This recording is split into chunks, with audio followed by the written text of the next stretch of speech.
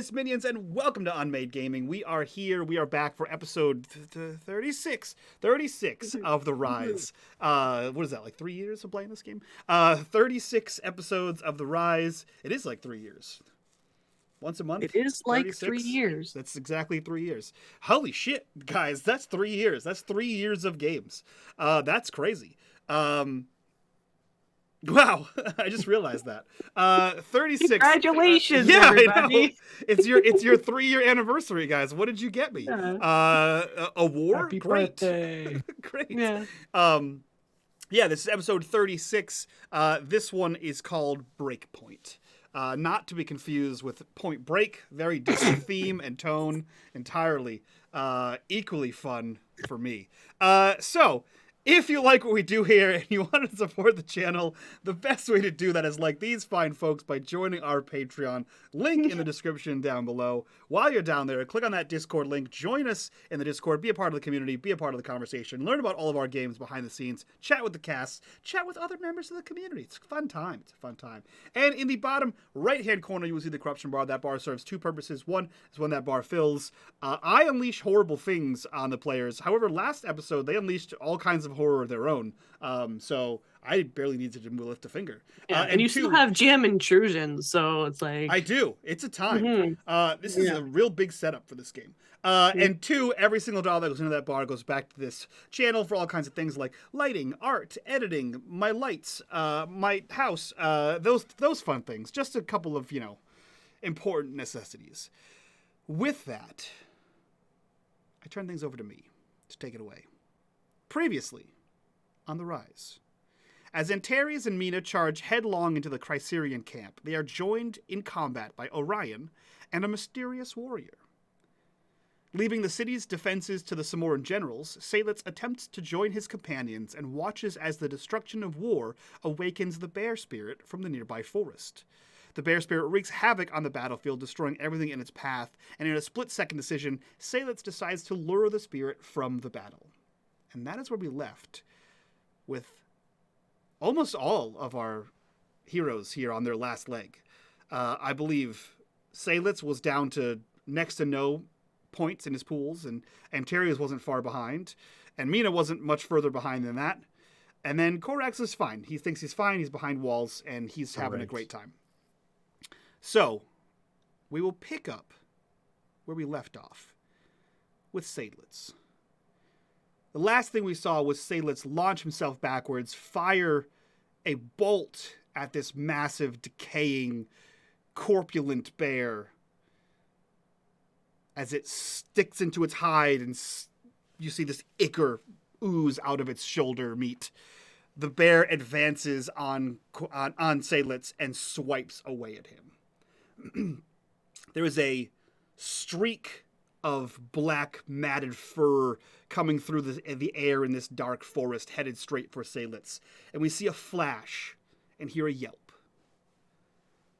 And in a forest clearing bathed in starlight lies the battered and broken body of Seydlitz, his wolf pup standing over him defensively, despite suffering a grievous wound. A towering figure radiating an aura of untamed power strides into the clearing.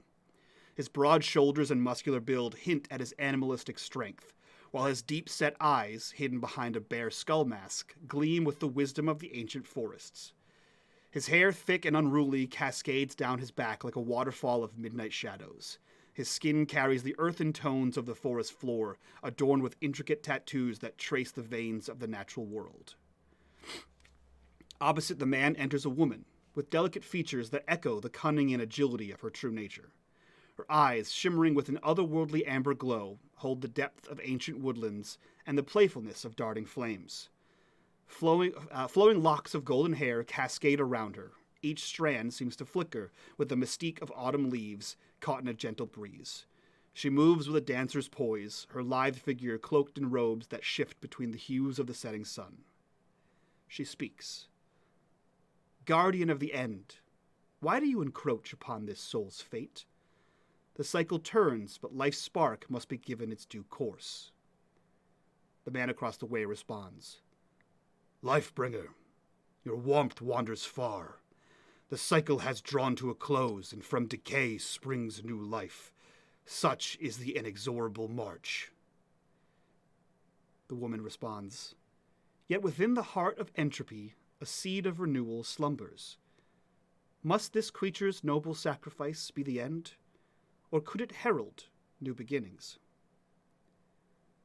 The creature's spirit is fierce, its will unyielding even in the face of my embrace. Perhaps within its end lies not finality, but transformation. Let us then weave together the threads of decay and growth, of ending and beginning. In this sacrifice, let there be a pact, a fusion of our essence within this creature, to guide this soul beyond the veil of death. So be it, Lifebringer. In the shadow of death, let there be a beacon of light. But let us not forget, every new dawn is born from the darkest night. Seydlitz, you feel the warmth and pressure on your face of being licked by your wolf pup. And as you stir from an exhaustive slumber, you see the creature standing before you, full grown and taller than any wolf you've seen in these lands. Its eyes glow with a captivating amber light, and its fur seems to shimmer with an ethereal quality that dances with the light of the forest.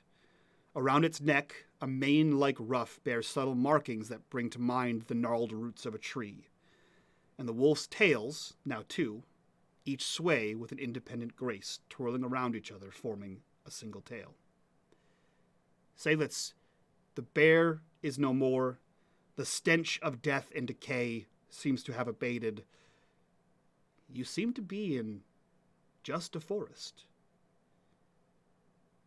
with a strange, fully grown wolf looking at your face. All right. I'm awake. Good boy. Seydlitz reaches up to scruffle the fur of this mysterious wolf. The wolf sort of nudges you, trying to, push you towards your feet. Demanding one, aren't you? It lets out, a low, growly whine. So I didn't dream that, did I? Well, that's a very odd way to get out of a situation. The wolf sort of looks at you, like it's not sure what you're talking about. You do feel like a connection to this wolf. And as it sort of brushes up next to you, once you get yourself to standing, it sort of tucks its head down under your hand by your side, and forces you to scritch its neck. And you may restore 1d6 hit points to all of your pools. 1d6 to each pool. You find yourself in this forest, and as the air is tranquil here, the sound of the forest is still. Sound begins to sort of rush in as whatever ancient tranquility held in this forest slowly fades, and you can hear the din of combat. You hear the sound of something to your west, southwest-ish. It sounds like something spinning up, like the sound of a grinding wheel starting to get to speed, or the sound of a mill when the wind hits it just right and it starts to really speed up. You hear that like almost a humming sound coming from the southwest. What do you do, Seydlitz?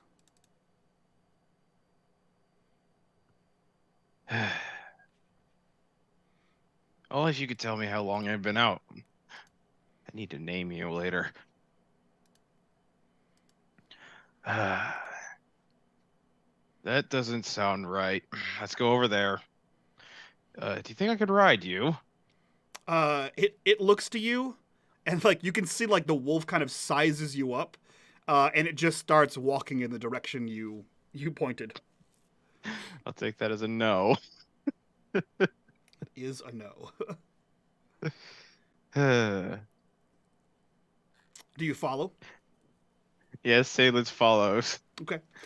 He's thinking to himself, like, it may have gotten bigger, but it's still got the mind of a puppy. Yeah. You remember running into this forest for multiple minutes, being chased by this bear. You know how far into the forest you were, but the forest feels different. There's nothing of like the ancient darkness in this forest. There's nothing of the feeling of that bear creature or the fox, for that matter. And in like a minute or so, you're already you can already see the edge of the forest, meaning you were only maybe 100 yards into the forest. You can see the edge of the forest. You can see beyond the edge of the trees the war that you left behind as you ran into here, and you can see that to your right the sun is still out, and to your left and in front of you the sun is hidden by Nod. So either an entire day has passed or not very long has passed at all.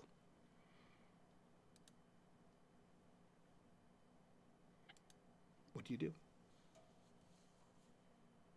Dang magical forest of nonsense. I gotta figure out more about that place. Seems like no time's passed at all. So where was I before all this happened? Is something to do with trebuchets. You had leapt over the wall of the city of Samora, and you had begun to run to the aid in the northeast, to the aid of Mina and Antares when you saw the bear creature explode out of the forest. Seydlitz turns to look at the this big wolf, and for now on, I'm gonna call you Raiden. Can you find my companions? It looks to you and it walks up to you and sniffs you a bunch of times, and then almost like a pointer, it turns towards the north, basically directly straight from where you are. It takes a couple steps forward, then looks back at you, and then looks back in the direction of the north. All right, let's go. And he starts running in the direction of... You start running, and this wolf bounds forward, easily overtaking your speed, and then you see it sort of like peel back and loop around next to you, and then sort of keeps pace with you just slightly in front of you as it is leading you, as the two of you run across the field. We cut to Korax, safely inside the city walls. Korax, what are you doing? Without the air quotes. Being safe, Mike. Okay, great. What's that look like? It looks like no one stabbing him. No one poking him with sharp things. Okay. So yeah, pretty much like that. So far, that's correct. That's true. Yep. Yeah. What are you doing inside the city as you are safe there? Korax is running up and down the walls, making sure that people are doing the things they're supposed to be doing, since all the other generals are not doing their job. All the other generals are defending the cardinal gates with their forces. Well, I mean, the generals that are supposed to be up here with him are out having a party outside in a tent somewhere. That's true. Unfortunately, the one general who is in charge of the city guard cannot be on every part of the wall at once. And he is apparently not on your part of the wall. Yeah, so Korax is helping him do his job. Fair enough. Faxus Rama of the city guard is in charge of the walls, the cemeteries, and the tunnels. And everyone else fucked off to the gates. And the other three generals leapt over the wall and left. So, they're fine. They're fine, I'm sure. Yeah, I mean, Korax understands that this guy's got his hands full. He can't be everywhere. So he's just running around making sure that people are supplied, people are not getting off of the wall and running away, that they are standing their posts and doing their jobs. You look out as you are atop the wall. The last order officially given by you was for everyone to dip their arrows in this noxious liquid that you had commissioned and begin peppering the field so as to soak the ground with this liquid for later usage. So that has been happening. And you see, like, there are squires and pages running arrows from places back up to the top of the parapets to, like, keep people supplied. And you hear the aforementioned, like, whirring sound that Seydlitz heard. It's kind of a low droning that begins to, like, crescendo. It starts with, like, a... and it just seems to, like, upstep. Every few, 30, 45 seconds or so, it seems to get an octave higher until you finally can see from where you are. As you look to the southeast-ish, you see a, like, purplish, hot pinkish blue light forming. Probably from here, your best guess is it's maybe 20 feet high from where it's forming, like a tower or something. It's definitely forming off the ground. You see this growing light getting brighter and brighter and brighter, and you see that, like, that almost that almost Star Trek lens flare, right? That sort of happen as you see this, and then you see it collapse in on itself. And an explosion that sends wind and force strong enough to knock several people back and you almost off the wall. The wall shudders around you, and you can see before you, like, start to stumble, the forces around there are scattered and knocked down. Something massive behind enemy lines has just exploded. The only thing you can think of is whatever that piece of artillery that had been mentioned before has just been taken down. As you see the forces on the south end start to scatter and panic, and chaos begins to ensue. You see fires, like these bluish pink fires, start to erupt in various parts of the camp. There's shouting that doesn't sound like organized military shouting, as you begin to see chaos break out in the rear ranks. Everything made brighter by the fact that it's still under Nod's shadow. What do you do? Korax is going to make sure that everyone who's down is up. I don't think there's much he can do from here. Okay. He's just going to make sure that things are carrying on as normal. Okay. You begin to do that. You begin to get everyone back to where they were. People are checking. You have these, like, engineers that are checking on the structural integrity of the wall after a blast like that. You literally felt like the dust fall off the crenellations. You begin to get people back up.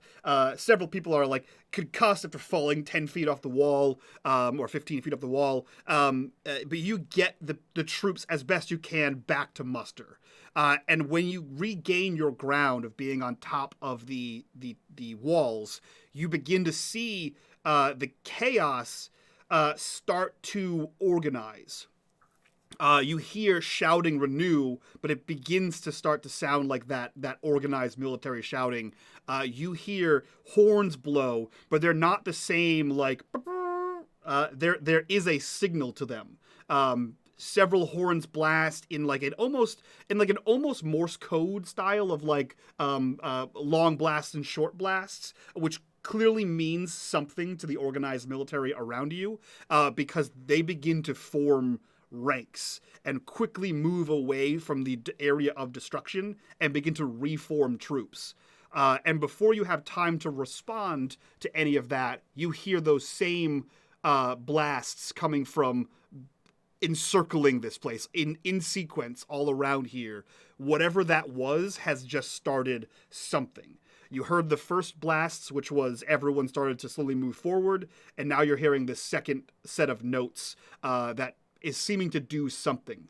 and you hear shouts within the city from the other, presumably other pockets of where the generals are fighting, if not pages running, transferring, intel from place to place. They're all seeing similar formations across the city as the army is doing something. Any response from Korax? We all assume you have a plan. Korax has no plan. His plan is to survive this, and regardless of everyone else. Is there any change from Broshaden's new tower?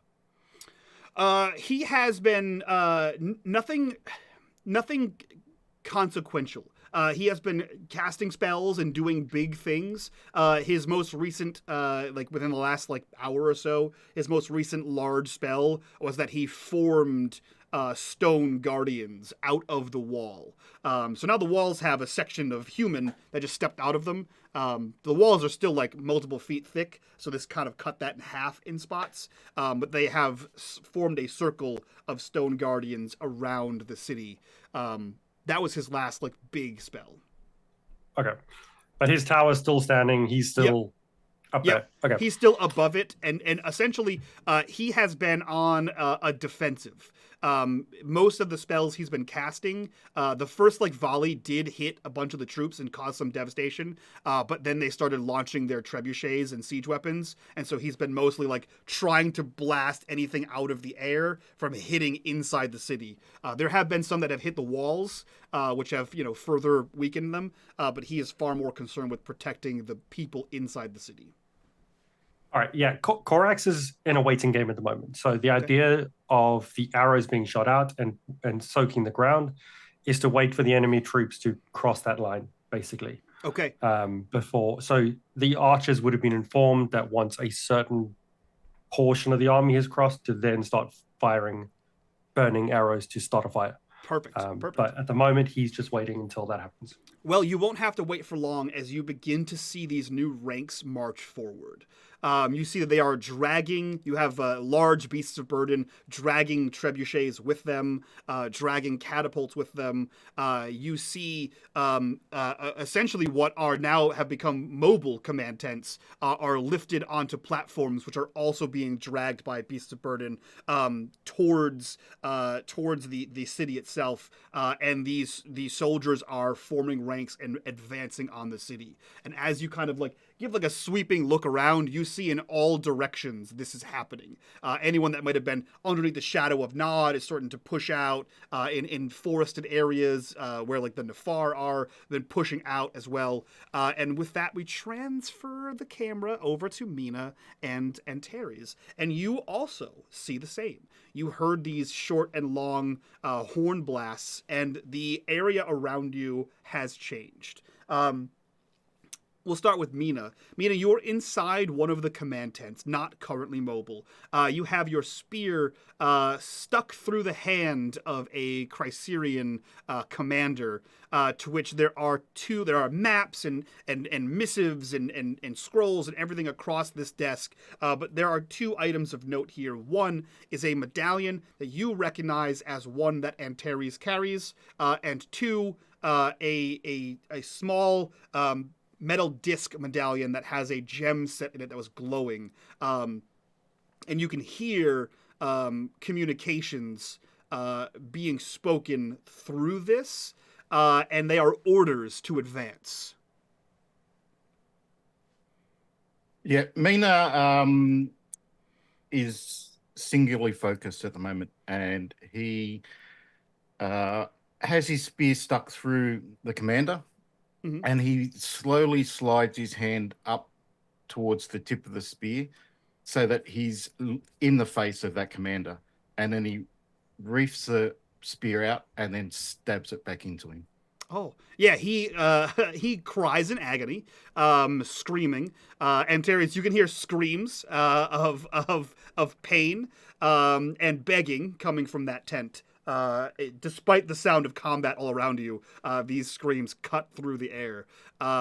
He when he was sort of standing over the desk holding it, he crumples to his knees in pain, which you may not know, is a lot for a Chryserian. They don't feel really anything to the degree non-undead people feel things. Everything about them is deadened in some capacity. So for you to cause him enough pain to fall to the ground is a lot of pain. But he does so. He falls to the ground, and he is with his free hand. He is doing his best to try to like pull you and the spear out of his hand. To obviously no avail. You are on top. You have the advantage here. You have the high ground, as they say. But he is looking at you, and he says, in a calm tone, despite the agony, "What is it? What do you want?" I want you to leave Samora. It's under my protection. Then free me. Mina twists the spear again and dead eyes him and just says, "How do we do it? You're not getting free." I can't leave if you have me pinned to a desk. Mina pushes his head towards the gemstone. He can hear the communications. Use that. To what? To what end? To sound the withdrawal. Oh, I have no capacity to do that. The king has taken the field. Where's the king? In the south. So Mina pulls the spear out and then just finishes him. Oh, great. Yeah, I'll say no roll necessary at this point. You've stabbed the shit out of the guy. Yeah, you describe how you finish him off. So, yeah, Mina pulls it out. His hand is just below the head of the spear, and he literally pierces through the side where there's no armor. And he literally leans in close and just says, "With your dying breath, curse the god of storms." He looks to you. There's a moment of confusion as you say this, and that moment, that look on his face just sort of fades out as there's no more look on his face because he has died. And any tension left in his knees goes out as he slumps and slides off with a sickening off of the side of your spear. You are alone in this tent. As I said, there is a communication device of some kind. There is the teleportation device that you saw Seydlitz use previously. And there is a slew of intel here in this place. What are you doing? Yeah. Mina will grab the communication device and the Far Traveler medallion and look at the map and see if you can work out where Joseph is.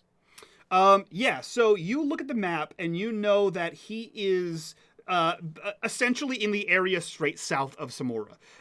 What you don't know is that's where he was. You've seen the army advance on all sides, so you assume his position is relative to that. And you were just told that the king has taken the field, meaning that he's on the move. So he's currently moving. You have a vague location of where he is, but you also know that if you just blindly teleport to that area, you'll teleport into the middle of forces. Not that you can't do that, just that that's what would happen. He is somewhere in the south, and he's currently advancing on Samora, is the intel that you have. Are the two aides that were in the tent when he came in still there? Did you not kill them? No. Oh, then yeah, they would still be there. Mina just looks at them and says, "Send someone to arrest those Knights of Reconciliation." And he just dead eyes them. So you want the Chryserians to arrest the Knights of Redemption? Reconciliation, the ones that are with Knights of Reconciliation. Yeah. But you want the Chryserians to do the arresting. Yes. Okay. Mind games. Yeah. I'm the victim of them. Go ahead and roll bullshit. Roll me. Shit. I assume you're being intimidating. I will say, if you'd like to roll me might on this, you can roll me might. I will give you an asset for intimidation because you just straight up murked their commander. And then whatever else you want to add to that, you can let me know. Can he use the devoted defender he put over Samora? I'll say yes. All right. So this is going to be a difficulty. Shit. This is going to be a high one. This is going to be a difficulty. I think this is going to be a difficulty 10. This is a big one. I think he should also get some bonuses just because of his divinity. If he displays it, he might be able to get one. his thing above his head has been out the whole time. Okay, then you can have another asset for your Nimbus. And he's going to do a quick prayer to Corex, the god of shady salesmen and negotiators. For a bit Okay. Just out of curiosity, you've been doing a lot of praying. What does it sound like? Just beneath his breath, he says, he kind of says, Corex, you're good at this bullshit stuff. Help me out. Yeah. Corax does not have his name ability procced up there. But we'll see if that helps you. I won't give you an asset for it, but I will add something narrative if you succeed. Let's go. Okay. So difficulty 10, I'll drop that to a 9 because I've got 3 assets, but I can only add 2. Yep. Add some effort. No. Unfortunately. Unless you want to spend an XP and push. If you have one. Chances. What are my chances? I've got one. I will. Because Okay. this might help Antares a bit.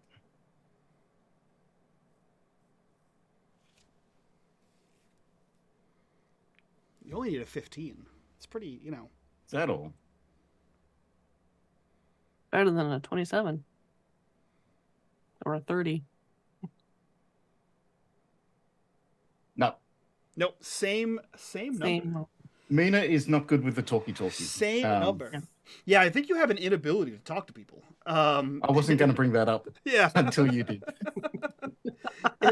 To be fair, I think you have an inability to have pleasant conversation, and this is not a pleasant conversation. So I think you're okay with that one. Inability for pleasant conversations? Really? Yeah. So he has That an makes inability, so much sense. an inability for social interactions. Oh, Jesus. Yeah. I don't know if this was a social interaction. You bark this command out to them. And you see these guys are like unarmored. They're like pages, essentially. They like nod to you, and then they walk out of the tent.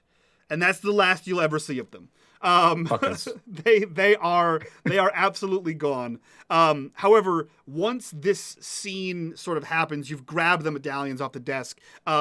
The sound of combat comes back to you, and you too hear these horn blasts, and you hear the movement of troops on the opposite side of the tent, further into the forested area where you are. And we cut as Mina exits the tent. We cut back outside to see Antares. You are fighting 4 Knights of Reconciliation. You have Orion with you, and you have some other crazy hooded warrior who is real stab happy with daggers.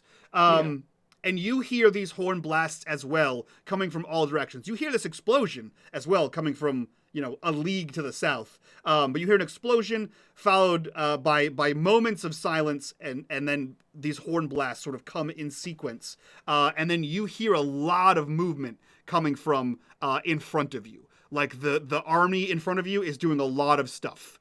And quickly, the two of you begin to hear marching happening through this forest. And you know that within seconds to minutes, the entire army on this side, this whole like company or battalion, whatever, will be on you.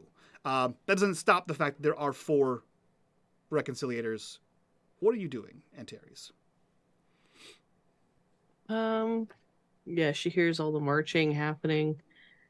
She hears them getting closer, and she looks at the reconciliators like, well, there's just an acre of you guys, aren't there? I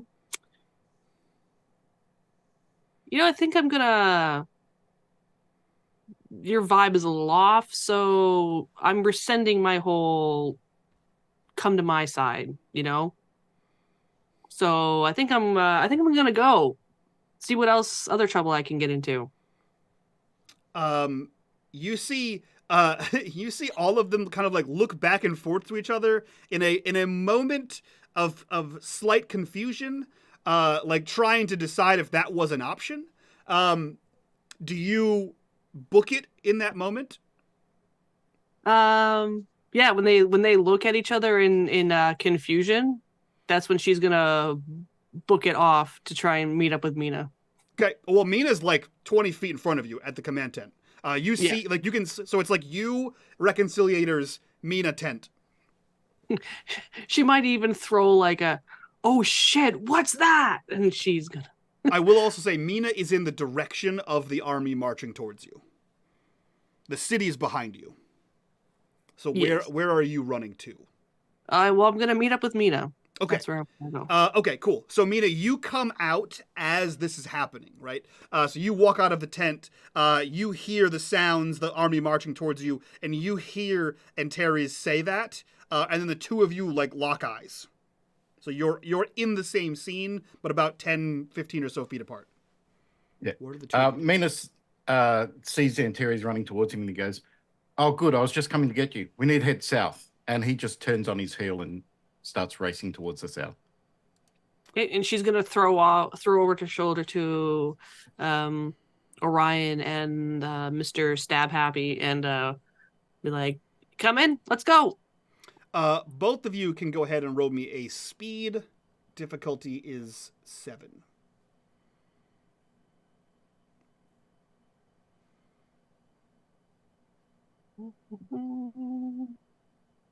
Can I get What an is this asset for for? my devoted defender? No. This is to see if you can outpace the reconciliators. Are they in heavy ass armor? Yes. Heavy-ass magical evil armor. Oh, okay. There's also an indulgence in play. I thought the indulgence guy was killed. He was killed, but he still invoked the indulgence. The indulgence is a one-time... It's a cipher. So is it for everybody? It lasts as long as... You have no idea. Oh, okay. Can I get an asset for... where is it? Knowledge of bullshit? Well, yeah, actually, yes. For my knowledge of reconciliators, and I can't remember where the frick is that ability. I can move through difficult terrain on without penalty. I'll say yes. I'll be generous. I'll say there's no difficult terrain, but your body is badly damaged, and that's difficult to live with. So that's enduring the pain and running. I'll say yes. Okay.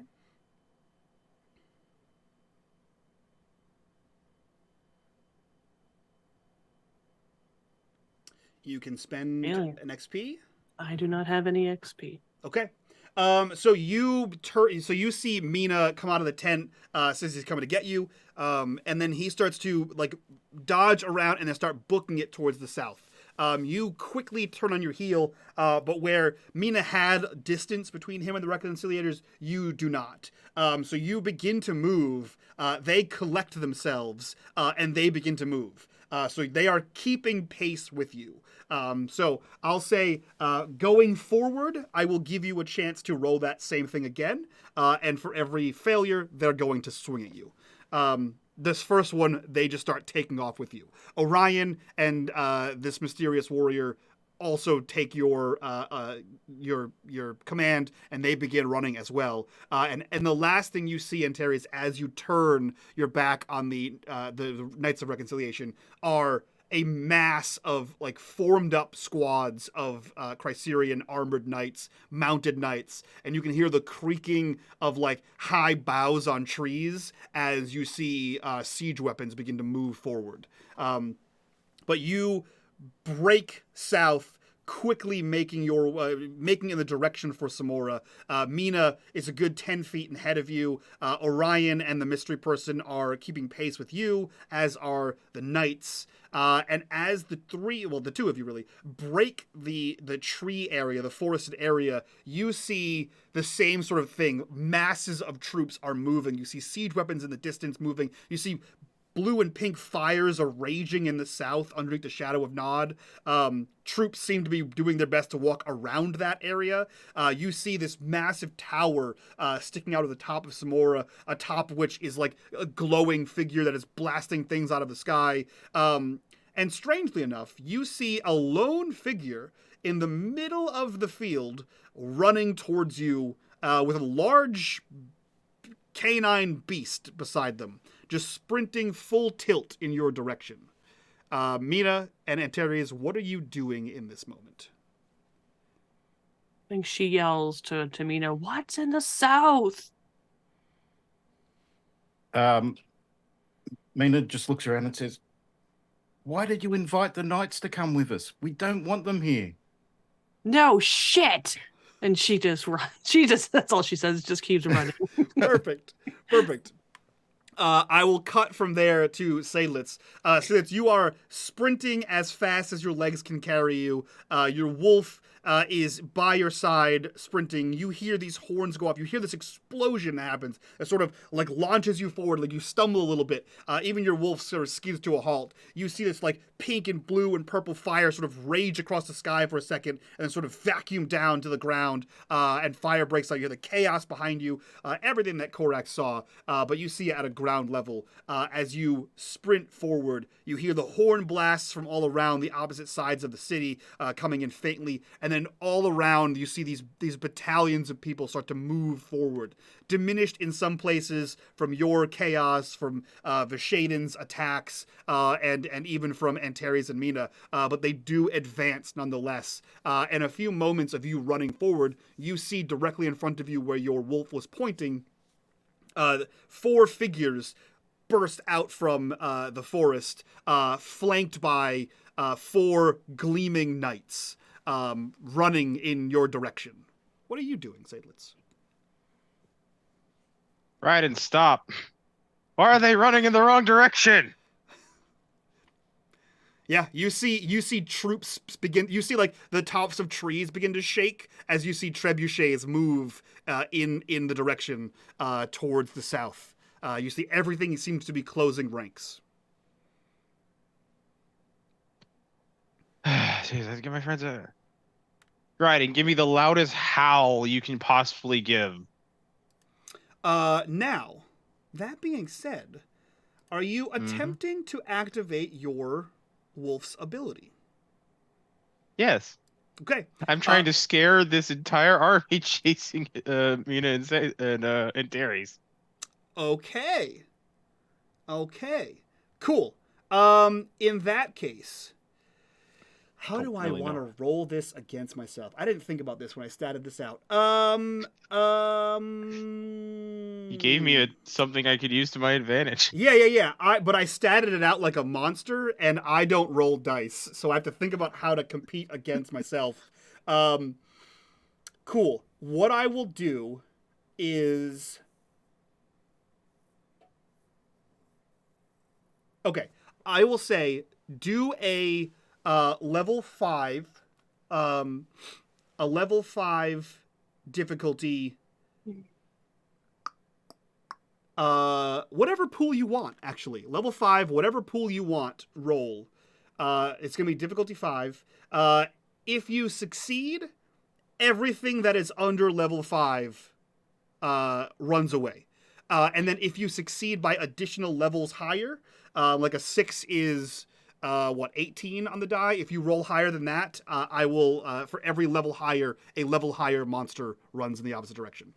So go ahead and make me a difficulty 5. I mean, okay, so this is a flat roll. Yeah, you can't add anything to this because it's your wolf doing it. All right. You can push if you have, or not push, but you can have a what do you call it if you want, if you have XP to spend. I don't, so. Okay. So what An I will attempt was say, made. what I will say is anything, because it is a once per day ability. I'm not trying to strip that from you. Everything below level 4 still runs away, which is what you rolled. Cool. Okay. So you see the advance behind Antares and Mina slow. Not come to a complete halt, but there is, I wouldn't say chaos, but there is like derision and insubordination as you come to a stop, you shout "Raidens, halt!" and your wolf skids to a halt and has that typical like sitting wolf kind of pose, and it howls this bone chilling, incredibly loud, but like also like terrifyingly mournful howl that just sort of has like an almost like eerie like quality to it. Like it's like so many like weird, like it's in a minor key is the howl. Anytime you convert a song to a minor key, it sounds sorrowful and creepy and weird. That's what this happens. And you see this shake the foundations of the army, of the battalion coming towards you. And Terry's, Mina, you hear this. Corax, you hear something. You're not entirely sure what it is. It's not a horn blast. It's way too like sharp and low for that to happen. It's not loud enough to be one of those. But you hear it coming from the east, not the south. Straight east. And Terry's, Mina, you hear this, and you hear behind you shouting of confusion and infighting among the people in the army. Not the knights, but the people in the army. The knights are still keeping pace with you. And you see the figure with the canine creature, the massive canine creature, has stopped and is like looking in your direction. And Terry's, Mina, what are you doing? Do you continue to run towards the city, this person? Mina keeps running in the general direction. If that person's in between them, he'll keep running towards them. Okay. Yeah. Cool. You continue running towards that person, and I will take a speed roll from Antares.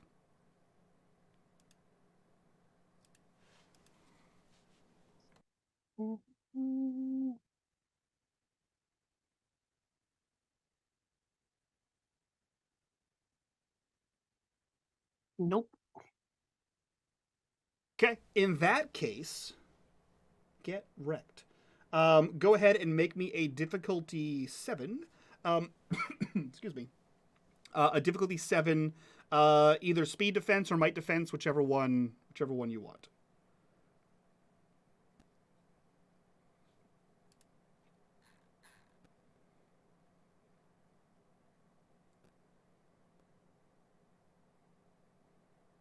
Oh,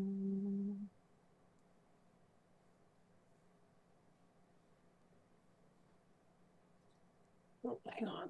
Sorry. What are you gonna do, might?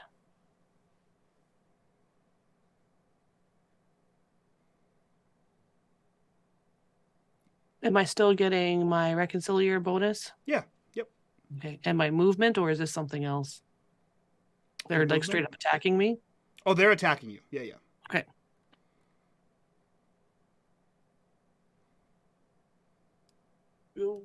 Success. Hey, a success. Look at that. So you dodge out of the way as this thing slices at you. What I will say, because you got a special here, which is normally a +1 damage, I will allow you to roll a second speed roll to get the hell out of there.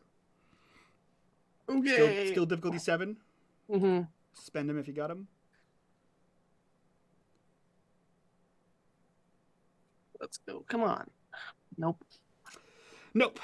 You dodge out of the way of this thing, but they are still keeping pace with you as you sprint across the field toward this. Mina, you see that Antares is still in some semblance of combat, but escaping. Is there anything you would like to do besides run? Mina will just call over to Antares. Use your far traveler battalion. Get yourself away. He's running. My what? I told you I don't have it. I don't have it on me. I never had it on me. And she was running. Mina just goes, fuck. And I mean, you do have one on you. I know. I know you just really want to use it for something else. I really want to use it for fucking something else. I know. I just have to be that bad guy and remind you that you have it. Yeah. Fuck. If you Mina. think I'm leaving you, she calls over. You have another thing coming. Mina just goes, no, I'm leaving you. And he tosses the far traveler medallion over his shoulder and just keeps booking it. There's a medallion coming at your face. She'll catch it. Okay, you know how it works. You envision a location that you know to exist, and within seconds you'll be teleported away.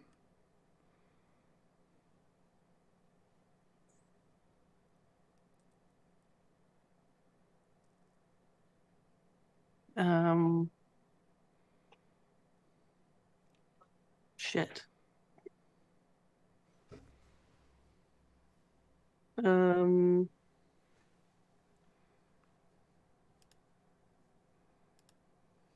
Wow, okay.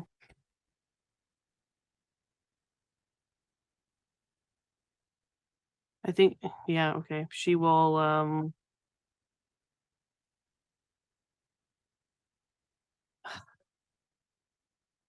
hate you, Norm. Me too.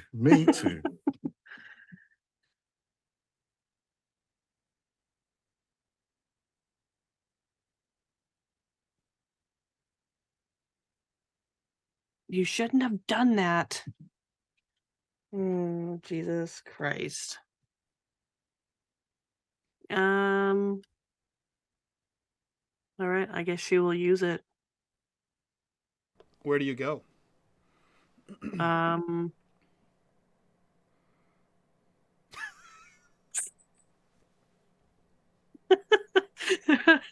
The spot by Mina's side looks vacant. I'm just joking. Fuck. She's gonna go to the top of the wall on the south side. Okay, cool.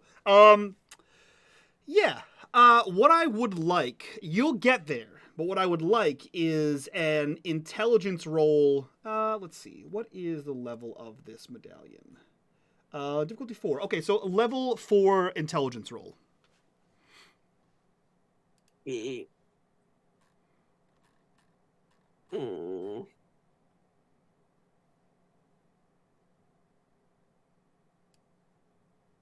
Nope. Okay. Cool. So you'll still get there, just not exactly there.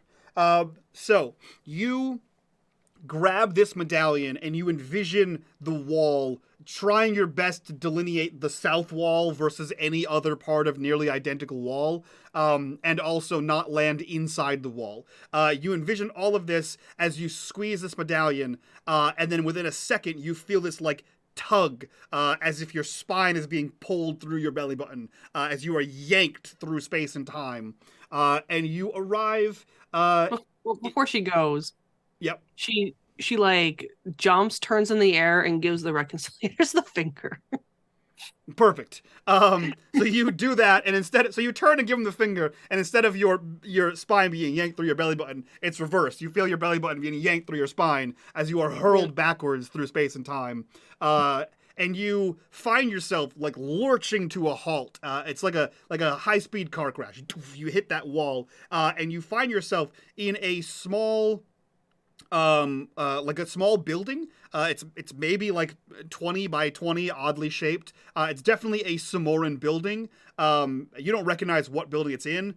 You're fairly certain it's near the wall, but not on top of the wall. And you immediately feel a Rage. blade pressed to your throat. And we cut to Korax. Korax, what are you doing? Hi, Mike. Lucky Korax isn't there. Korax has decided that he is going to run for Broshaden's tower. Okay. He stands on top of the wall, realizing that he's got to wait. And as he's patting he feels a book within his pocket, and he books it for Broshaden's tower, and he wants to try and get to Broshaden himself. Are you running the wall, or are you climbing down from the wall and running on the streets? Whatever the quickest route from the wall to Broshaden's tower. Probably the streets. So just run around. Everything has mostly been cleared, so probably the streets. There's a lot of like people on the wall. So you climb down the ramparts and you begin to beeline through the city, making your way through to the temple district. You see this winding like stereotypical wizard tower, jutting out at odd angles, and you see above it is Vishaden, like a crackling ball of energy. What are you trying to do here? He is trying to get to Vishaden or get Vishaden to him, whichever. As he's running, he's like trying to wave if Vishaden looks in his direction. Okay. If he doesn't get his attention, he's going to go into that tower and up whatever magical stairs he can find. Great. So yeah, you throw the door open to this tower, and you see this is you thought he was kind of cool before, but now you see that the entire circular bottom floor is books. The whole floor, all of the walls are books, and there's cutouts for where windows go, and there's like a central spiral staircase that climbs the entire thing, with like small like catwalks that go off of it, leading to various rooms that is bigger on the inside. There's like rooms that you couldn't see. The tower just looks like a single tower, but you begin to climb up this thing, realizing the ridiculousness of this thing and how befitting it is of the guy you met. As you make your way to the top, you see that the conical roof is split open, and that's how he is up there. And you see that he is just sort of floating, crackling energy around him as you reach the top of this wrought iron spiral staircase here with this split open top of the roof. As you gesticulate wildly, trying to get his attention, he stops. The crackling ends, and he sort of like floats down towards you, like very much ruffling the cloak and all that. Absolutely, there's no wind. It's absolutely extra and intentional on his part as he floats back down there. And rather than join you on the platform, he just hovers next to it and looks to you and says, "Hey, this is getting pretty wild, dude." Right? I like your place. I know. I just sort of made it when it happened. It was instinctual, and I feel like it's very fitting. You're welcome anytime. You and all your cool friends are pretty, yeah. He goes, thanks, but I do need a hand with something? And he pulls out the grimoire, and he says, I kind of broke it or used it up. Is there anything you can do to help me be able to use this again? Or man. That's like a really great question. You know what? Let me see what I can do. If not, at least I can give it to you temporarily. Hold on. Just through the wall, man. Yeah, that's all I need. It's fine. It's absolutely fine. And you see him take the book, and he, similar to what you did. In fact, you instinctively know what he's doing, and he places his hand on the cover, and you see him close his eyes, and you can almost feel the energy channel through him. And you see, like, it's like almost like when you drop a book and the cover sort of flaps open a little bit, that same sort of force. He has his hand over it and something like hits the book with enough force to like open the cover and make the pages flutter. And he hands it back to you and he says, this is the best I can do for now. But I think if we, at a minimum, if we survive, I think we should be able to put our heads together and make this happen.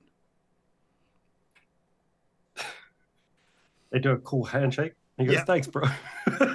Absolutely. They do a wizards only handshake. And Terry's just dying somewhere in a room. Like the handshake happens, and then Terry's instinctively knows and just presses into the knife. It's like just not worth it. Afterworld for a reason. Yeah. Korak thanks him. He says, "Look, if it can just get me through this war, or at least do one thing to protect someone, that's all that I need." He takes the book and says, "I'll see you at the other side," and he just books it back down the stairs. Cool. So the way this is going to work, you cannot put your own divine shifts in here because it already has them in them from someone else. That's what just happened. And every use will be a depletion roll. And if you deplete it while it has one of his shifts in it, well, something else will happen. He's gonna be pissed. Probably be very uncool, man. But your Grimoire of Dreams works for now, as it was. Cool. You have that. Are you going anywhere in particular with that? There was nothing special about the south, was there? Like from where Korax was standing on the walls, everything just looked like everyone's marching on us. Roll me. Good question. Go ahead and roll me intelligence. Let's call it difficulty 7. Anything in particular for this? Nothing divine will help here. If you have anything tactical or military history, that kind of thing, then nothing that I can think of. I will say you did summon books on military history and tactics at one point, so I'll say your knowledge of that will give you an asset. Okay, cool. So I'm going to use effort, and I'll take the one asset. Cool. Success. Okay. You know a couple of things. You know that, unfortunately, despite how cool they are, Vishaden's Stone Guardians did weaken the wall. Not to an extent that it's like gonna crumble or anything like that, but like under force that is weaker. You know that the south wall, particularly around the waterway, and the north wall, again, same place, are the weakest parts of the wall. Despite that, you know that you have placed people in the tunnels to like prevent people from getting in there. But the south wall and the north wall are the weakest walls. You do notice the largest bulk of the military is in the south, which either means they were lazy in surrounding or there's a reason to have the largest bulk there. That could be the giant tower you saw, or important people are in the south as well. All right, if that was where the largest force was, he's going to the south then. Okay. Yeah, and he's going to head to the south wall. In Korax's mind, this book is a one-time use, so most damage with a single use. Okay, you head back to the south wall, and we cut to Seydlitz. Seydlitz, your wolf howls. You see fear and panic in the forces behind them. You see Mina running towards you, or you presume to be Mina, and Antera is running towards you, gleaming Knights of Redemption behind them, and then all. Yeah, sorry, Knights of Reconciliation behind them, and you see the dot, one of the dots that's either Mina or Antares, disappear, is gone. The one that was closest to the Reconciliators is just gone. And you see that Mina is still making headway and easily outpacing these guards, or these knights. What are you doing? Since Seydlitz knows it's Mina, he's going to basically start, I guess, Mina seems like he's hell-bent on just running in this direction. I will say you actually cannot not know it's Mina. He intentionally polished the shit out of his shield to the point where it gleams in the sun like a mirror. So yeah, you just see it moving, and it's just like like a beacon every time he lunges forward. So you know 100% that it's him. And he is. You're not sure if he's running at you or towards the city. It's kind of the same. It's similar angle from where you guys are. But he's going like full tilt. Oh yeah. Like there's no way he's going to stop and say hello. I mean, there is still like a two football fields away from where you are. But he's got quite a bit of area to run here. Seydlitz is going to because he's not sure what he's running from. He's assuming he's running from the various other dots behind him. Yes. He's going to kind of match Mina's direction and set himself to a pace where Mina will eventually catch up to him.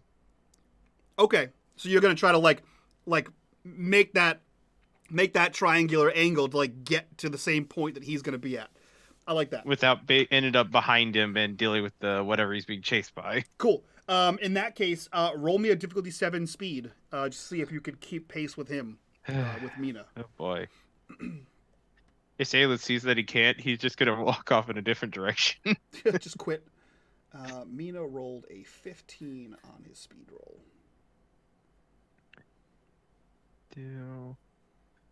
What do I have for help with this? Because I have things like running as a skill. Mm-hmm. Actually, a 15 for Mina is technically a difficulty 5. So roll a difficulty 5, not 7. I'm gonna roll a difficulty 5 running. Yep. So it would be speed. So you can spend from your speed pool if you want, and then you have running as a skill. And I think that's it. Yeah, you have running as a skill. And let's see. Can I argue for fleet of foot as an asset? Yeah. Like I have fleet of foot and stalker as my special abilities, which means I'm trained at all movement types, and fleet of foot is something I can do. Yeah. As like an ability. Yeah.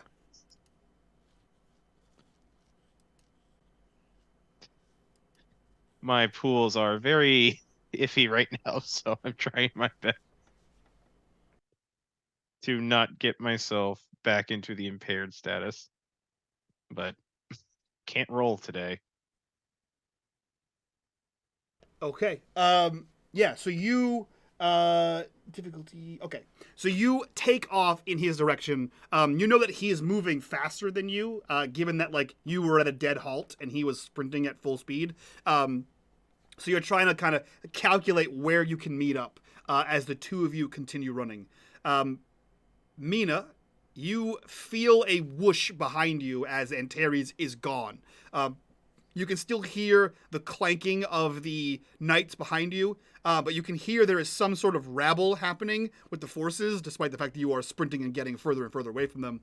And you can see in front of you the person with this four-legged animal has begun running again, but you can see that he's running not straight at you, but he's running at an opposing angle to where you're running to, as if he's trying to intercept or catch up to you.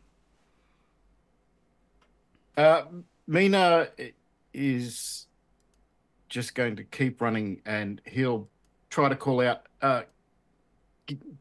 get out of here, there's knights. What? So you shout that out. I will say, you at the speed that the two of you are going, you can hear that.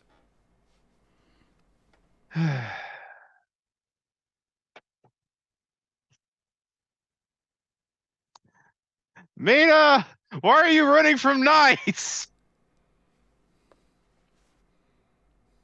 I assume Mina recognizes that as Seydlitz straight away. You absolutely do. And just calls back, when don't we run from knights? Fair point. Also true. Are the two of you beelining? Are you? So I'll say, because Seydlitz is matching your opposite direction, Mina. Where are you running? Mina will. He's basically running to the south, but he will change his direction a little bit so that he meets up with Seydlitz, if he thinks that Seydlitz isn't going to intersect him. And when he gets there, he's going to pull out the communication device and just say, "This needs to get to Corax." Okay. So cool. I like that.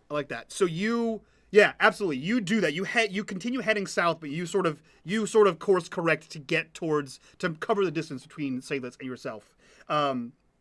You shout that out, and Seydlitz, you see that he's holding like essentially a necklace. It looks similar enough to your Far Traveler one that you used. It's a pendant. You can't really see the intricacies of it, but you do see that in the center of it is inset a large gem. As he holds this up and shouts, "This needs to get to Seydlitz, or this needs to get to Corax." If Mina says that Seydlitz is going to take Mina at his word, means he's serious, which means Seydlitz is going to try to match Mina Han and do a baton pass style pass by, and Seydlitz is going to run towards the walls to get with where the stone golems are and make his way along to a sewer entrance so he can go back into the city. Okay. You can see that the forces are moving at a speed that they may catch you. Like they're moving closer and closer, especially on the south wall, which is where the only sewer entrance is, the south and north wall. That they may arrive at the same, like the wall may be hit at the same time. The only clear spot is the east wall, or the northeast wall where you guys are closest to, because you sent the forces into disarray over there, and also Mina and Antares killed like fucking 30 of them. Is there an entrance? There's not an entrance, but you can climb the wall. You've done it before. Fair enough. All right.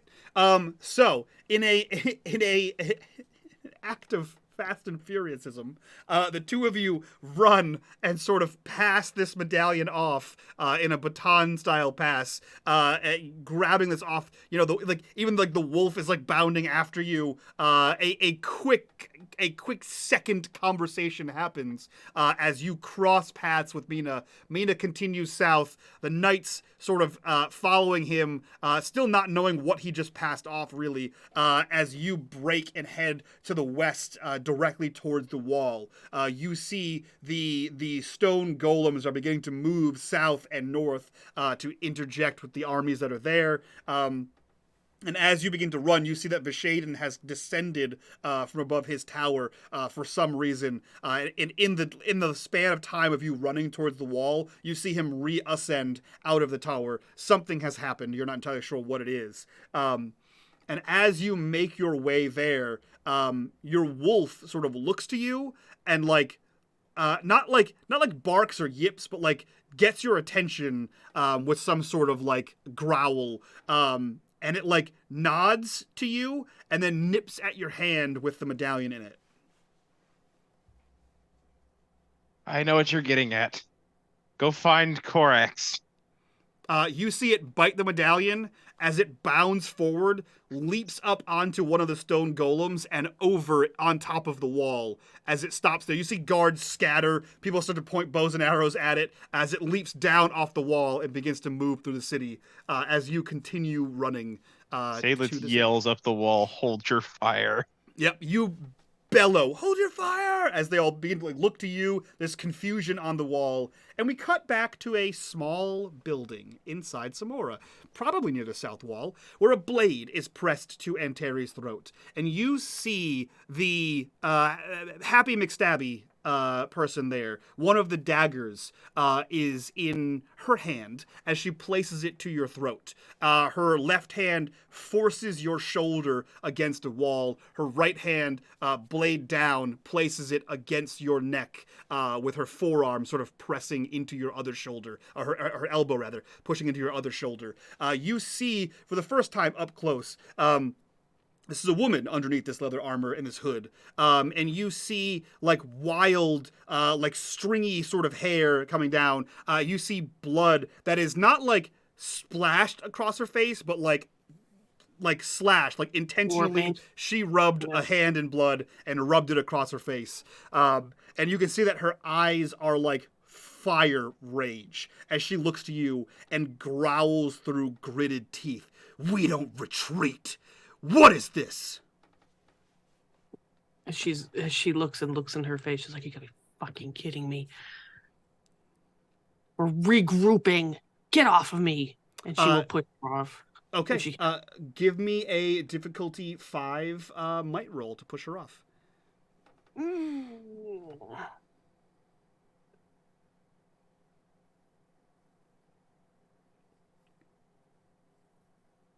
Success. Describe how you push her off. It's not pretty, but you push her off. Yeah, so she's got like the blade across like that. Yeah, so like imagine, so she has one hand like on your, so her left hand is on your right shoulder, and her elbow is like in the other shoulder, and she has the blade kind of running across her forearm, pressed to your throat. Okay. And she's like in your face. Yeah.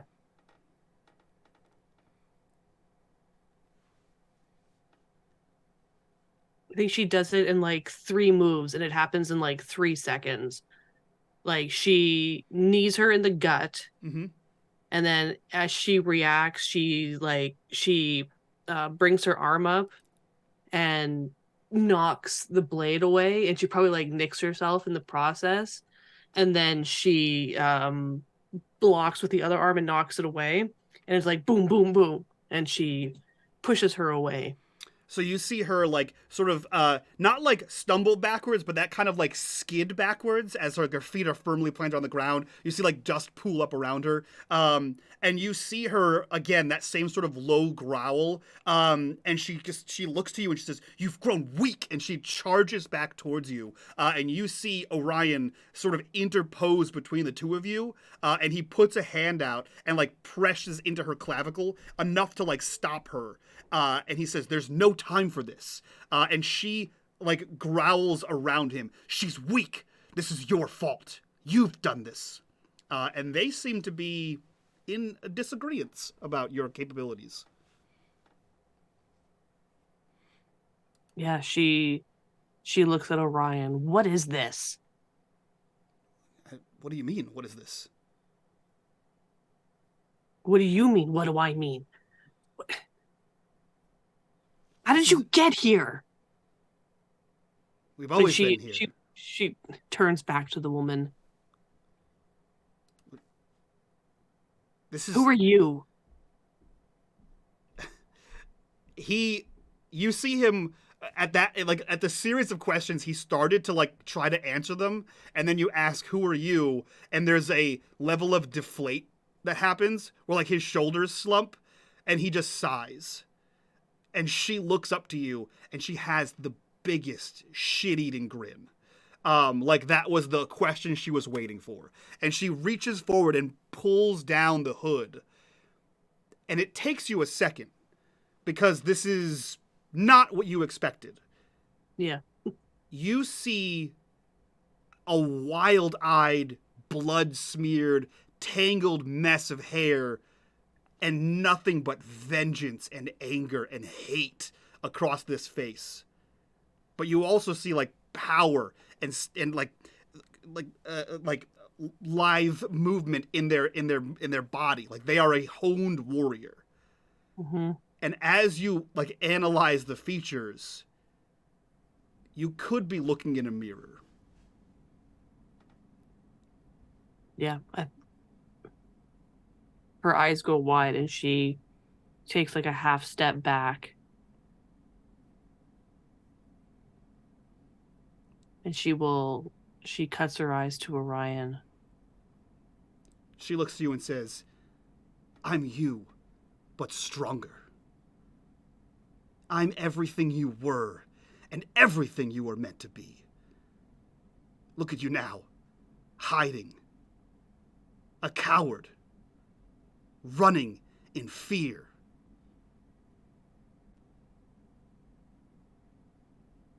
Yeah, it's all part of the plan. You know that? Yeah, I'm sure it's all part of whatever plan you have. Your emotions make you weak. You've never cared for anyone else in the past, and you were the greatest fighter in the forces of Corso, and now look at you. Shut up! Nice And dress. she grabs her and will throw her again, like spin her around and throw her against the wall. Yeah, you do. You grab her. Orion sort of gets pushed out of the way as you kind of change positions where you're now forcing her to the wall. And Orion steps up again, sort of not interposing between the two of you, but steps to the side of where the two of you are. So he's like talking between you, and he says, "We don't have time for this. You need to figure your shit out, and you need to make a choice. Who are you going to be?" She cuts her eyes to Orion and she turns back to the woman. You were pain and suffering. And I made the choice that I didn't want that life anymore. We heard what you said to the old man. Your doubt. Your fears. You need to be sure of your choice. I am sure of my choice. He looks to her and says, "You're not convinced."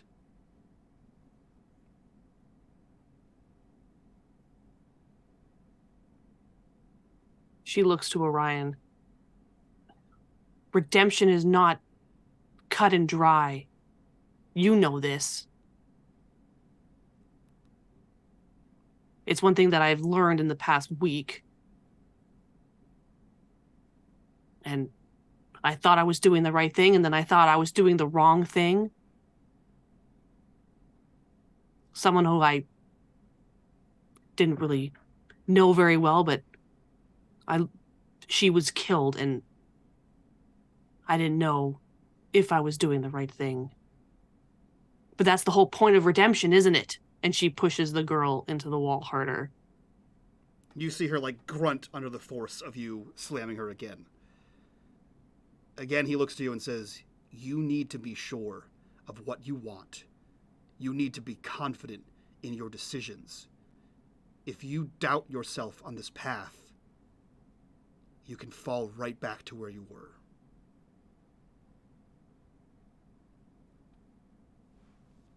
The people in my life that I'm surrounding myself with, they won't let me. And I won't let me. And she looks to Orion again. I'm not always going to make the right decisions. How could anyone make the right decisions? How can you expect me to make the right choice every single time? I know, without a doubt, that I'll falter, but I'm still going to stand up and keep going. And she will look back at the girl, and she will grit her teeth, and she was like, I will rise each time. And she's going to grab her sword and shove it through her chest. You shove it through her chest, and you feel it hit the wooden wall behind it. And the last thing you hear is the voice of the voice of this girl, this not Antares. Say Havenfall isn't just a memory. And as you hit the wall, there's a moment where you like sort of come to, and there's nothing there. You just jam. You have your hand pressed against the wall, and you just jammed your sword into the wall. And you hear Orion say, "I hope it sticks." And as you turn, he is also not there. And she said Havenfall is not just a memory? Yep.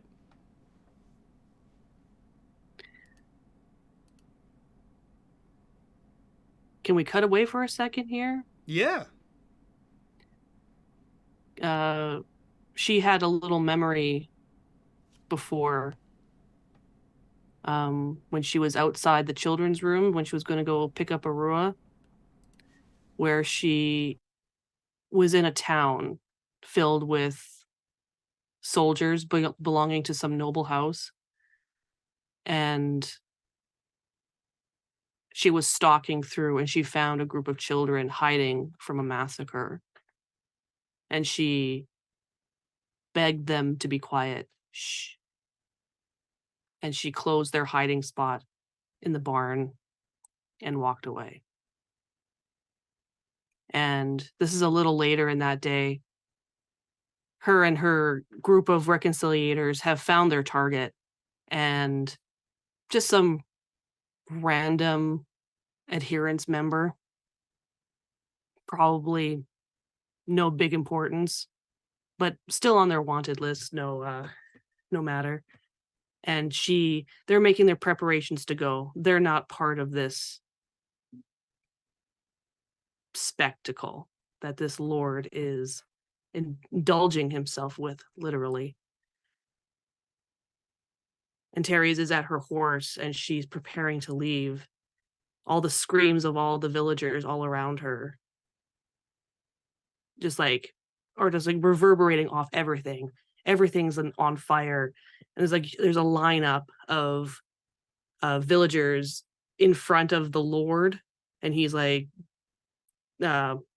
face claim Baron Harkonnen from Dune, hugely obese, carrying like this disgusting looking knife. It's covered in blood, and his soldiers are just bringing people up to him, and he's just like giggling with glee, and as he's killing each villager. And he has a little glowing purple indulgence on his hip, giving him permission to do this. And then as she's turning away from this gross spectacle, she hears a scream of a young voice. And she stops and she turns and looks. And she sees one of the boys, the one who was in the hiding spot. He's being dragged by a soldier. And this boy is no older than 13, 14. And she looks with confusion. She kind of perks up a little bit. And this boy is crying and he's being dragged towards this lord. And he sees the boy coming and he turns his attention to this fresh meat, essentially. And she turns and she looks to the barn where she had left the children. And the barn is completely engulfed in flames. And her face just falls. And everything just drains out of her. And we don't see what happens to the young man, but Antares sees it. And then she just turns in the commotion and she just walks away. And we see, a moment before that scene ends, we see this version of Antares. And Antares, before she joined the heroes here, and she looks exactly like that. That same wild hair, blood-smeared warrior. And when we see her walk away, we see dead eyes, that 1,000-yard stare, and something comes back, a spark of life. Something that says, this isn't how it's supposed to be. And we cut from this scene back to an empty room with Antares as she pulls her sword out of the wall. You are alone. You are in Samora. Perhaps you've been alone the whole time.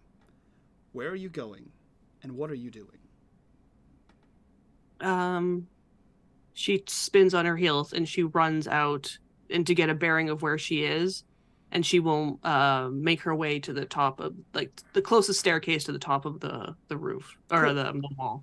For cinematic purposes, you run out of this door, like kick the door open, you run out of the door, and you see at the other end of like a long, like a thoroughfare, you see coming through one of the alleyways is Korax running in your direction south, holding his book, I assume, maniacally moving through the pages to find just the right spell to cast on sort of memorized streets. And as you make the realization that that is Korax. You are in the general area of where you intended to be. You see this massive, like, I don't know, probably like, 3.5, 4 feet wolf just woof off of the wall and directly into that thoroughfare, sniff the air a couple times, look around, and then begin to bound towards Korax, who does not see it coming. Korax, you are bowled over by a dire wolf. You have the book out in your hand, you hear these padded feet on the ground, and the next thing you know, you are flat on your back, and a massive head of a wolf is over yours, and in its mouth is a string and a medallion with a green gem in it, and it just like whines and like taps you with the gem. Boops you. It boops you. Even though the booping is cute, you have a big ass wolf on you. Korax is trying to back up from underneath this thing until he realizes it's not going to eat him. And then he slowly puts out his hand and tries to take the item from its mouth. Okay. As soon as you reach up and grab it, it opens it like it knows to give you the toy. You reach up and take this thing out of it, and it steps off because it was like right on you. It takes a couple steps back and allows you to get up essentially. And Terrence, you see all of this. He just got his ass kicked by a wolf out of nowhere. Jumped off the wall. It's huge and hands him a medal essentially. Participation trophy. Congratulations, Yeah. Korax. It's Korax's participation trophy for the war. And Yeah. I was here too, guys. Yeah. Korax also stumbles to his feet and he panics looking for his book. So Antares, before she reaches him, would see him get up from this wolf, panic, and then just start running for the book that he's dropped. Yeah, Scoop it back up. It like skidded a few feet away into the alleyway. You easily find it and scoop it. He scoops it, looks at the wolf and says, "I'll figure it out." And he just starts running back towards where he needed to go. By this time, he doesn't run fast. Yeah. So Yeah, she catches up to him. You run in the direction of Antares. Antares, you see all of this happen, and you just sort of turn and follow, like you guys meet up, and the wolf just sort of lopes after you, because it at a walk is faster than Korax at a run. So you have this wolf following you as the two of you meet up and head in the general direction of south. Where are the two of you going? as they come side by side, Korax probably looks down Terry and goes, "Is that Seydlitz?" I think so. No, not actually him. I think I think that's a friend. I think it'd be funnier if y'all thought it actually was him. I mean, Korax might think it's actually him. I think that was the actual question. Seydlitz, did Mina fall down the well again? Yeah. Is the wolf covered in grey fur? Then it could be Seydlitz. Unfortunately, the wolf looks younger. It is covered in still black fur. Yeah, she's like, it's too young to be Seydlitz. We have to get to the south wall. That's where Jasith is. What a stupid name. It makes sense. That's where the biggest force was. I thought maybe they were just lazy, but Mina's that's where I'm heading that going. way Oh, on his own. Or I'm assuming Seydlitz is with him. well, I hope so. Asshole. It's a And dubious assumption. She holds up the spent far traveler amulet. I mean, everyone's got jewelry, and he holds up the one that he's received, which is the speaking one. Is it making noise? Not currently. In fact, the little green gem is not lit up, like it lights up like an LED. It's not making noise currently.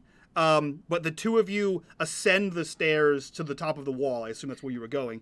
And as you get to the closest staircase, you see coming over your left shoulder, you see coming up the wall, you see one of the archers have thrown down a rope, and someone is coming up the wall, and you see Seydlitz reach his hand up, one hand on the rope, one hand on a crenellation, and sort of pull himself over, and the wolf just sort of trots over to him, and yanks the rope forward to help pull Seydlitz up.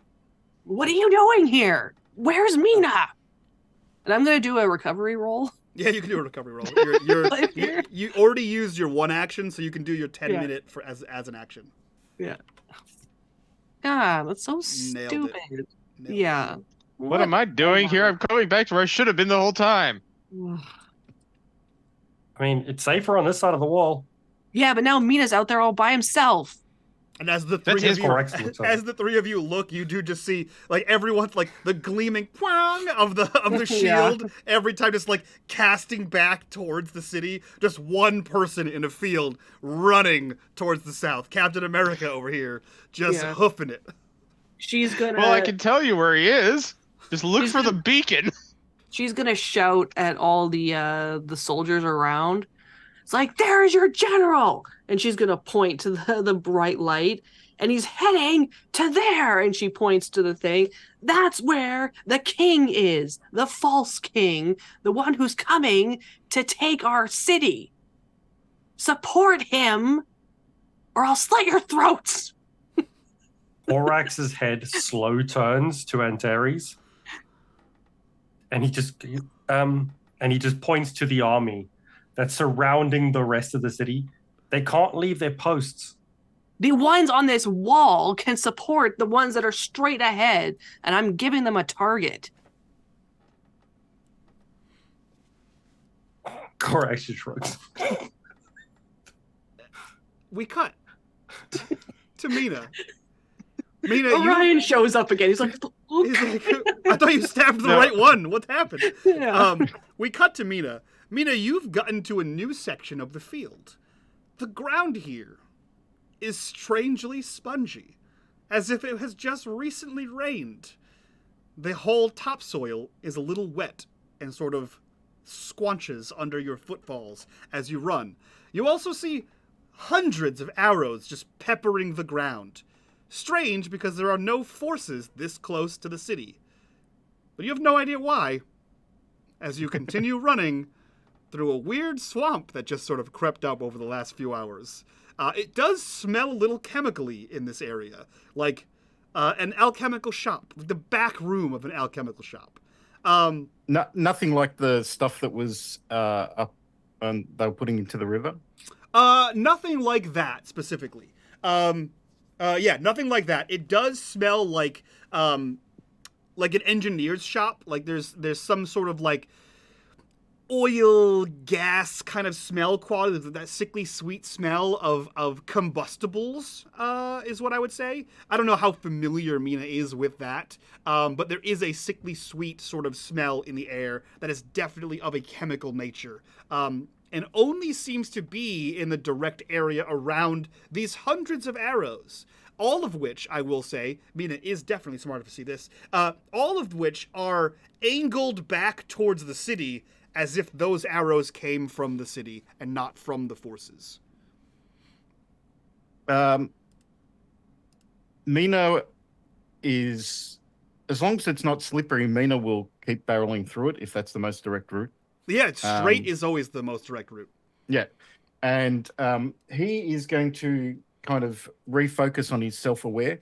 And I think he does that just as Antares does her rant about him being an arsehole. Perfect. And he nods in agreement and just keeps running.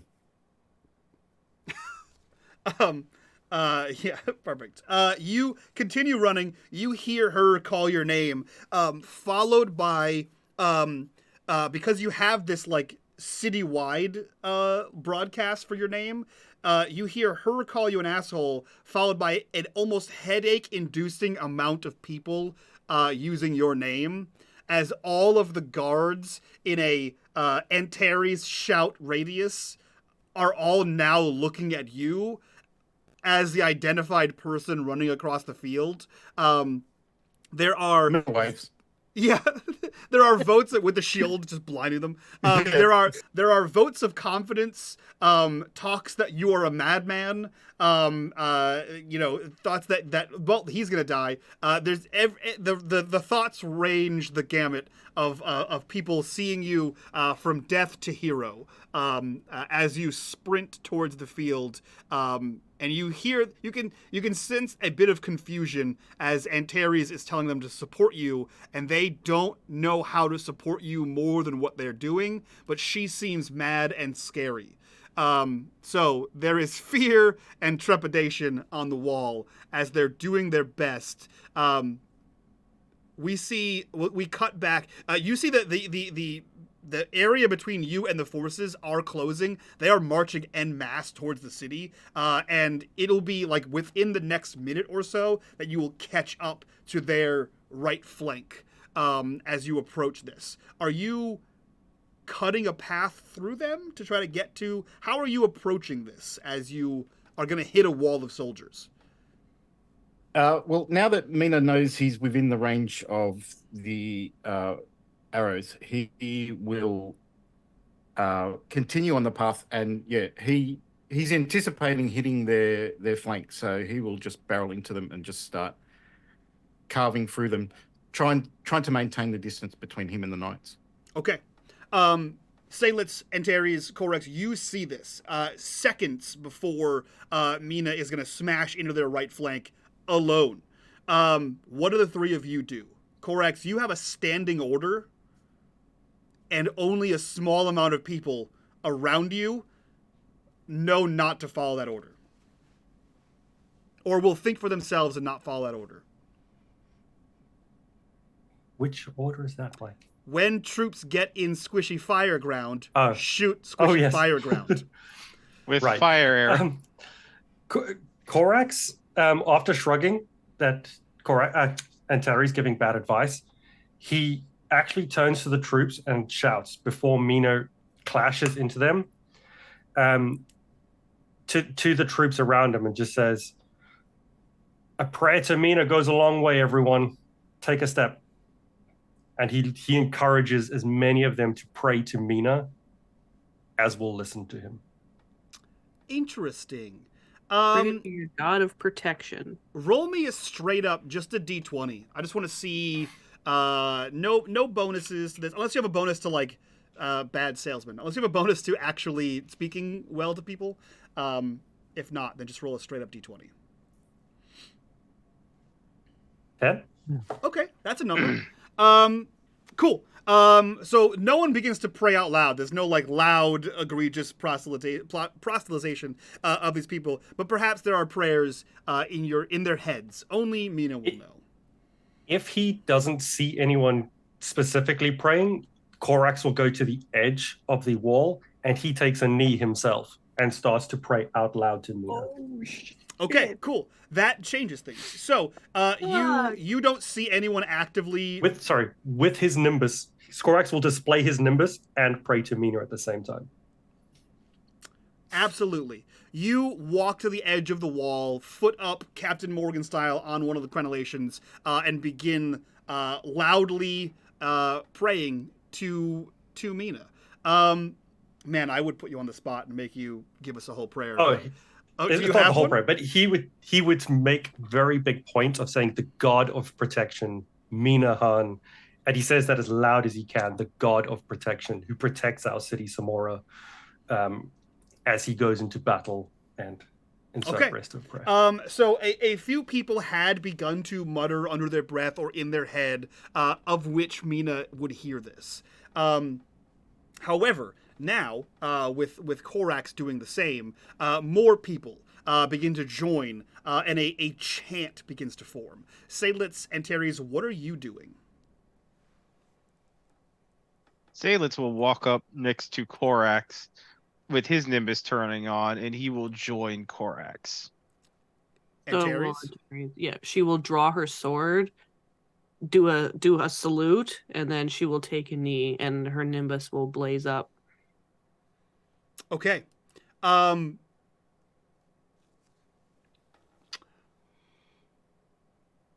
Interesting things are happening here.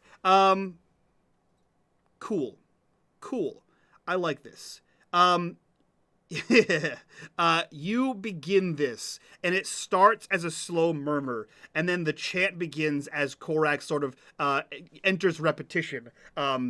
pray to the god of protection, Mina Han, who defends our city, over and over, and it begins to spread in a circle around the wall. And this din sort of rises to almost a war chant.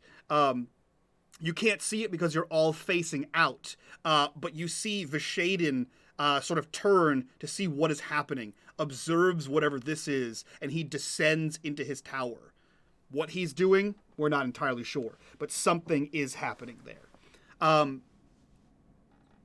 We see the ground, not like an earthquake, but there is like tremors.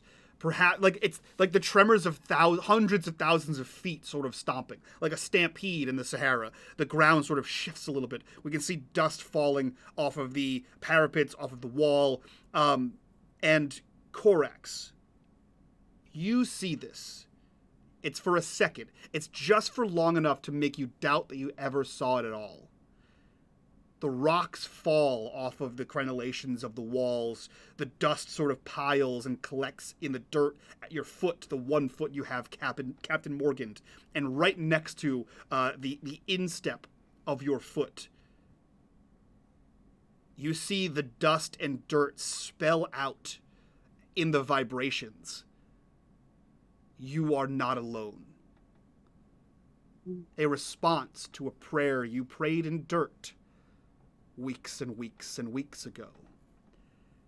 And we cut across the battlefield to Mina. You feel the spongy earth beneath your feet as you collide with the wall of Chryserion. Your head is pounding with the sounds coming from the city. The noise in your head is blocking out all sound of the army around you. Mina, the king is surrounded by a squad of elite cadre in the center of this advancing force. Hundreds and hundreds of soldiers stand between you and the king. Tell me how you get to him as you are empowered by prayer throughout the city of Samora.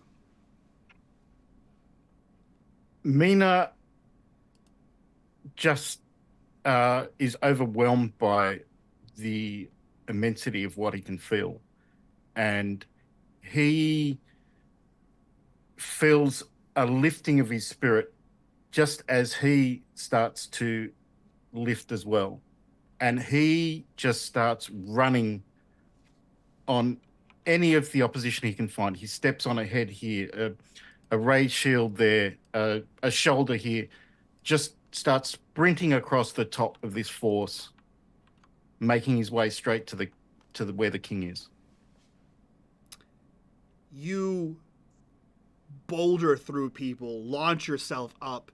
A combination of your footfalls, the shield, blinding people, the spear acting like a gondola's pole, vaulting you forward through this force.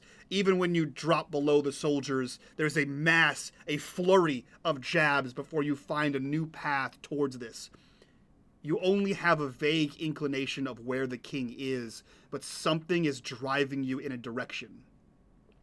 You feel tremors in the ground that could be the soldiers moving. It could be every time you land, you may feel this, but something is pushing you in a direction.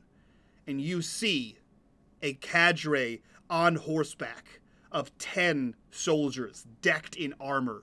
That same pallid gray skin, festooned feathers across the top of their helmets, wicked blades, shields, polearms, tridents, etc., a variety of weapons among all of them.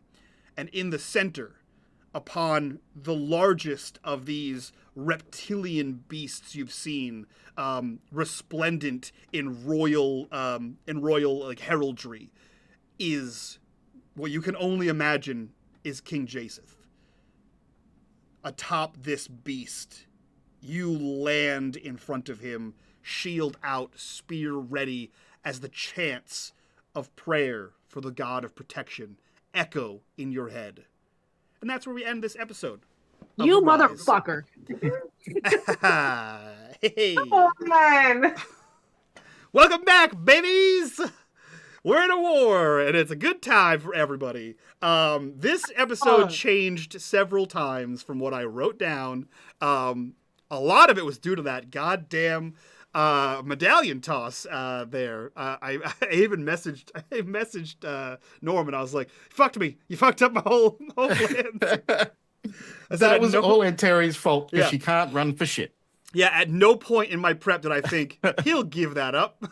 My notes literally say, he will use that to teleport to the king. And I was like, God damn it. Very awesome game. Yeah, cool. Let's go around, do our introduction so we can get the hell out of here and do our after show, and G can yell at me. We'll start with the god of protection himself. Norm, who are you? Where can we find you on the internet, and what are you up to? I'm Normal Snow. You can find me in the Patreon campaign and occasionally in the one-shots when I have time. And in the Discord. That's about it. Matt, same questions. Who are you? Where can we find you? And what are you up to? I'm Matt or D. You'll find me in the Patreon campaign and one-shots in my Discord and traveling around the United States that is my job. Hell yeah. Chris, same questions. Who are you? Where can we find you? What are you up to? I'm Chris A. Kendecker. You can find me in the Discord, the social media, the Rise, which is the Saturday of every month, and then the Patreon one-shots, which is the fourth Saturday of every month, as well as Atari Twilight Age of Always, which is on insert day here. It's on Saturdays in the month. Fantastic. And last but not least, Scary Terry's herself. G, who are you? Where can we find you on the internet? And what are you up to? Hi, I'm G, the friendly neighborhood lightning invoker. You'll find me here. You'll find me on Sundays for our Mundus Novus Patreon campaign, date TBD. You'll find me next weekend for the Patreon one-shots. You'll find me with Chris and sometimes Mike in Atari Twilight Age of Always, and modding during the week for our regular streams. Hell yeah. And in the Discord and on X. No. With that, I will remind you guys, if you like what we do here and you want to support the channel, the best way to do that is by joining us over on Patreon. At the description, a link in the description down below. While you're down there, click on that Discord link. Join us in the Discord. Be a part of the community. Be a part of the conversation. And if you're watching this over on YouTube, go leave a comment or a smiley face for engagement. I don't care. Drop your favorite emoji. And that's it from us. Tell me who the people are that's writing Corex messages. I need to know. I know. Let us know who you think it is, and who you think that Scary Terry's lady was. That being said, we're going to get out of here. We're going to do our after show. If you want that after show, join us on the Patreon for that. But for now, that's it from us. We'll see you guys next time. Bye-bye. Bye. Bye.